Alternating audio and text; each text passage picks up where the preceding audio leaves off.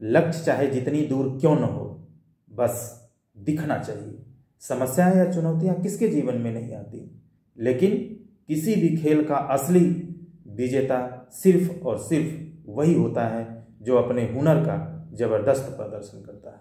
मैं doctor RP. Sonkar, assistant professor, मनोविज्ञान विभाग, वसंत कन्या महाविद्यालय, काशी हिंदू विश्वविद्यालय, एक बार पुनः आप सभी सम्मानित अभिभावकों एवं प्रिय विद्यार्थियों का हार्दिक स्वागत एवं अभिनंदन करता हूँ।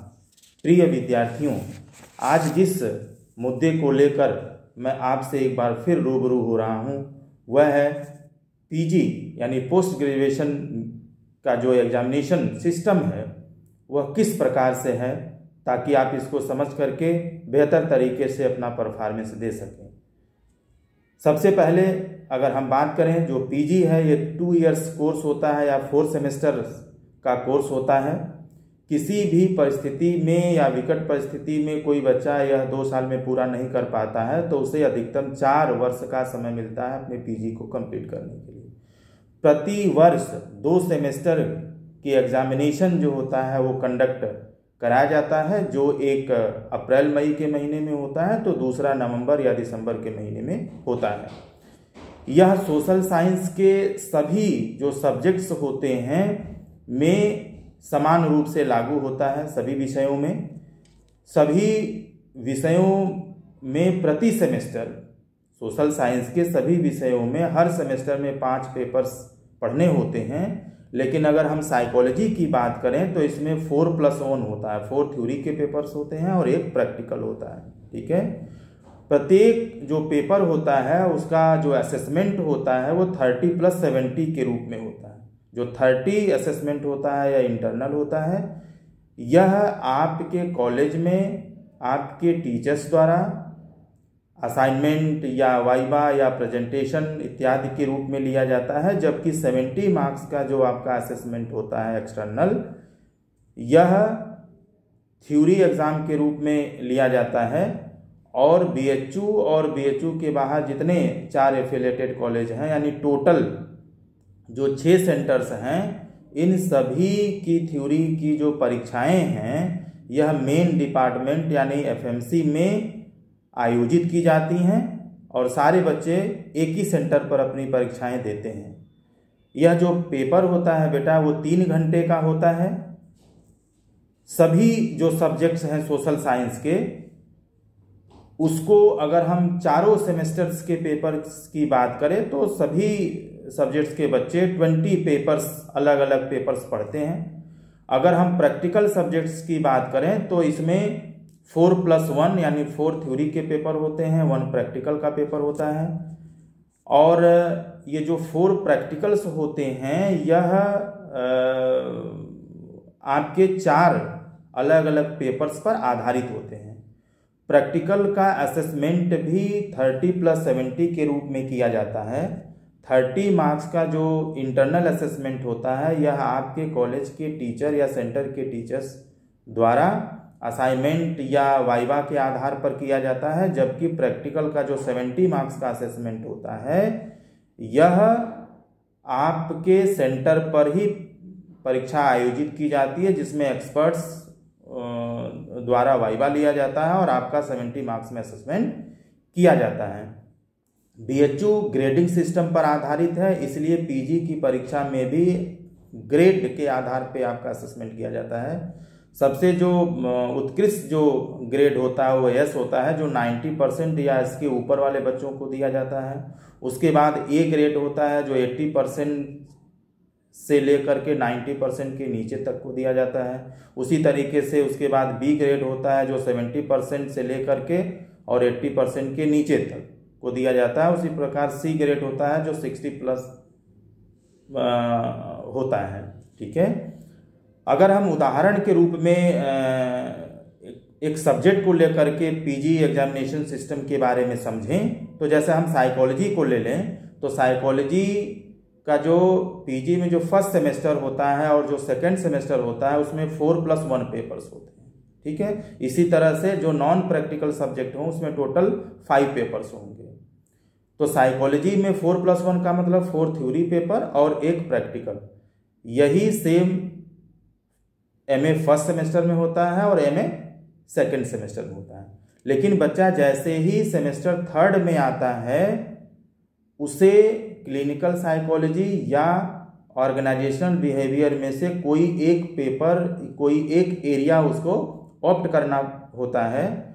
और बच्चा जैसे ही एरिया अपना ऑप्ट करता है या डिसाइड करता है, उसको अपने एरिया से 2 स्पेशल पेपर पढ़ने पड़ते हैं और 2 कॉमन पेपर पढ़ना पड़ता है। जैसे मान लीजिए अगर कोई बच्चा क्लिनिकल साइकोलॉजी ऑप्ट करता है तो क्लिनिकल साइकोलॉजी के कई सारे पेपर्स में से 2 पेपर उसको पढ़ने पड़ेंगे और 2 कॉमन पेपर रहेगा। तो 2+2 यानी 4 पेपर्स हो गए और 1 प्रैक्टिकल, तो 5 पेपर्स हो गए। उसी तरीके से अगर कोई बच्चा OB ऑप्ट करता है तो OB के स्पेशल 2 पेपर्स हो गए, 2 कॉमन पेपर हो गए, 4 + 1 प्रैक्टिकल।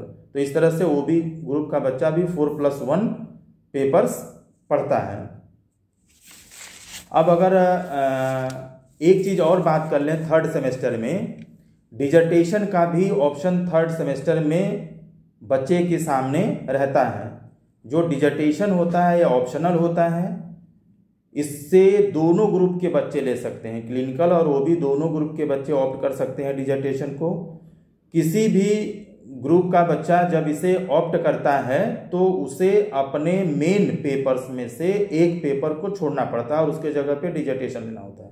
जैसे मान लीजिए कि अगर क्लिनिकल साइकोलॉजी का बच्चा अगर डिजर्टेशन ऑप्ट कर रहा है तो जो क्लिनिकल साइकोलॉजी का मेन 2 पेपर है उसमें से एक पेपर छोड़कर उसके स्थान पर डिजर्टेशन करेगा। तो इस तरीके से उसका जो पेपर्स है, जो असेसमेंट है, वो 4+1 में ही होता है। ठीक है, यह जो डिजर्टेशन है एक मिनी रिसर्च की तरह से होता है। इस डिजर्टेशन का असेसमेंट जो होता है वह भी 30+70 के रूप में किया जाता है। 30 मार्क्स का जो असेसमेंट होता है वो आपके कॉलेज के टीचर्स द्वारा किया जाता है, जबकि 70 मार्क्स का आपका असेसमेंट मेन डिपार्टमेंट यानी FMC में किया जाता है, जहां पर आपका वाइवा कंडक्ट कराया जाता है और एक्सपर्ट्स के द्वारा आपका असेसमेंट किया जाता है। यह वाइवा आपके द्वारा किए गए काम पर आधारित होता है। डिजर्टेशन जो बेटा होता है, यह जो थ्योरी पेपर होता है उसके समाप्त होने के 1 महीने के अंदर ही आपको अपने कॉलेज और मेन डिपार्टमेंट में जमा करना पड़ता है उसकी कॉपी। ठीक है, अगर हम सेमेस्टर 4th की बात करें तो सेमेस्टर 4th में भी क्लिनिकल ग्रुप का अगर बच्चा रहता है तो यहाँ पर भी 4+1 और OB का भी अगर बच्चा है तो वह 4+1 यानी 5 पेपर्स पढ़ता है। यह बात अलग है कि सेमेस्टर 4th में क्लिनिकल एरिया के जो 2 पेपर्स होते हैं वो कोई और हो जाते हैं और उसी तरह से OB के भी 2 अलग पेपर्स पढ़ने होते हैं और 2 कॉमन पेपर होता है जिसको दोनों ग्रुप के बच्चे पढ़ते हैं। तो 2+2 और +1 प्रैक्टिकल, तो 4+1 OB ग्रुप का भी बच्चा पढ़ता है और 4+1 क्लिनिकल ग्रुप का भी बच्चा पढ़ता है। एक महत्वपूर्ण मुद्दे पर अगर हम और बात करें, अगर हम एग्जामिनेशन सिस्टम की बात करें और स्पेशल कंडीशन में जैसे इस समय कोविड चल रहा है, तो एग्जामिनेशन पैटर्न ड्यूरिंग कोविड-19 की अगर हम बात करें जो इस समय चल रहा है, तो सभी जो पेपर्स होते हैं उनका असेसमेंट ऑनलाइन किया जाता है। इंटरनल 30 मार्क्स जैसा मैंने पीछे बताया, यह 30 मार्क्स का जो असाइनमेंट होता है यह आपको गूगल क्लासरूम पर जाकर के सबमिट करना होता है, जिसका असेसमेंट आपके टीचर्स, जो कॉलेज के टीचर्स हैं या सेंटर के टीचर्स हैं, उनके द्वारा किया जाता है। जबकि 70 मार्क्स का आपको एग्ज़ाम देना पड़ता है जिसको OBE ओपन बुक एग्जामिनेशन के नाम से जाना जाता है। यह 4 घंटे का पेपर होता है और 4 क्वेश्चंस होते हैं 17.5 के, तो टोटल 70 मार्क्स का हो गया। इसको आपको लिखने के बाद उसको स्कैन करना पड़ता है। चारों क्वेश्चंस का आंसर लिखने के बाद उसको स्कैन करके एक PDF आप फाइल बनाते हैं और PDF फाइल को बना करके आप bhuonline.ac.in के थ्रू स्टूडेंट पोर्टल पर जा करके इसको अपलोड करते हैं। इसके लिए मैक्सिमम टाइम आपको 4 घंटे दिया जाता है। इस 4 घंटे में आपको अपने आंसर शीट को अपलोड करना अनिवार्य होता है। इन केस ऑफ इमरजेंसी आप अपने आंसर शीट को एक स्पेशल ईमेल आईडी आपको दी जाती है। जैसे अगर हम साइकोलॉजी की बात करें तो आप उसी PDF फाइल को psychology_exam@bhu.ac.in पर मेल कर सकते हैं। और एक बात आप हमेशा ध्यान रखिए कि जब भी आप मेल करते हैं उसका स्क्रीनशॉट आप ज़रूर ले लीजिए, क्योंकि फ्यूचर में कभी कभी एविडेंस की ज़रूरत होती है। जब भी आप अपना आंसर शीट लिखते हैं उस पर कुछ चीज़ों का लिखना न भूलें, जैसे अपना roll number, enrolment number, paper code, paper का नाम इत्यादि। ठीक है। अगर हम कोविड के दौरान प्रैक्टिकल असेसमेंट की बात करें तो यह भी 30+70 का होता है। 30 मार्क्स का जो इंटरनल असेसमेंट होता है वो ऐसे ही आप गूगल क्लासरूम पे असाइनमेंट के रूप में आप सबमिट करते हैं, जिसका असेसमेंट आपके टीचर्स द्वारा किया जाता है। जबकि 70 मार्क्स का ऑनलाइन वाइवा कंडक्ट किया जाता है, जिसमें एक्सपर्ट्स आपसे आपके प्रैक्टिकल पर आधारित कुछ क्वेश्चन करते हैं, जिनके आंसर के आधार पर आपका असेसमेंट किया जाता है। कुछ महत्वपूर्ण मुद्दों पर बेटा हम बात कर लेते हैं, क्योंकि इसको लेकर के सारे स्टूडेंट्स थोड़े से कंफ्यूज होते हैं या परेशान होते हैं। BHU एवं BHU से बाहर जितने 4 एफिलिएटेड कॉलेजेस हैं उन सभी पर एक ही रूल फॉलो होता है, काम करता है, जो काशी हिंदू विश्वविद्यालय का होता है। अलग अलग कॉलेजेस का अलग अलग रूल नहीं होता है। दूसरी जो महत्वपूर्ण चीज़ है कि सभी कॉलेजेस के जो बच्चे होते हैं उनको मार्कशीट और जो डिग्री दी जाती है वह काशी हिंदू विश्वविद्यालय का ही दिया जाता है। उनके मार्कशीट पर या उनके डिग्री पर कहीं भी उनके कॉलेज का नाम नहीं लिखा होता है, सिर्फ काशी हिंदू विश्वविद्यालय ही लिखा होता है।